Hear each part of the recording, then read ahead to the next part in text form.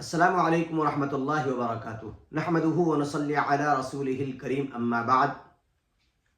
حاضرین ناظرین، عام طور سے لوگ یہ سمجھتے ہیں کہ یہ جو داڑھی ہے یہ مولویوں کی ایجاد کردہ ہے، حالانکہ یہ بات سراسر غلط ہے۔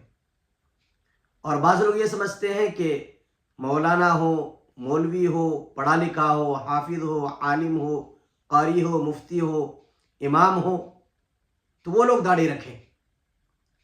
نہیں میرے بھائی، ایسا نہیں ہے۔ داڑھی کسی مولوی کی ایجاد کردہ چیز نہیں ہے، یہ داڑھی اسلام نے رکھنے کا حکم دیا ہے، یہ شریعت کا حکم ہے۔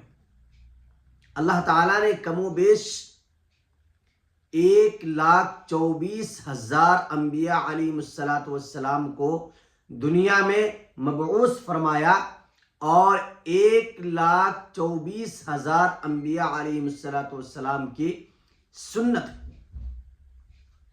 اسی طریقے سے داڑھی ایک ایسی سنت ہے کہ مرنے کے بعد انسان کے ساتھ قبر میں جاتی ہے۔ باقی دیگر سنتیں تو دکھائی نہیں دیتی، لیکن یہ داڑھی واحد سنت ہے اللہ کے رسول صلی اللہ علیہ وسلم کی، آپ بھی کہہ دیں صلی اللہ علیہ وسلم، جو انسان کے مرنے کے بعد قبر میں اس کے ساتھ جاتی ہے۔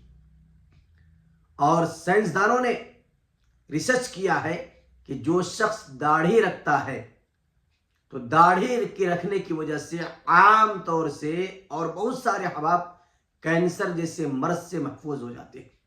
لہذا ایک تو داڑھی کو تمام انبیاء علیہ السلام کی سنت سمجھیں، داڑھی رکھنا اسلام کا حکم ہے، کسی مولوی کا ایجاد کردہ نہیں، اور داڑھی مرنے کے بعد قبر میں لے جانے والی واحد سنت ہے جو انسان کے ساتھ قبر میں جاتی ہے۔ تو ان تمام باتوں کا خیال رکھتے ہوئے جو مسلمان بھائی ابھی تک داڑھی رکھنے کا ارادہ نہیں کیے ہیں یا نہیں رکھے ہیں، وہ اسے فالو کریں، اسے اپنائیں، اسے زندگی میں لانے کی کوشش کریں۔ اللہ تبارک و تعالی عمل کی توفیق عطا فرمائے۔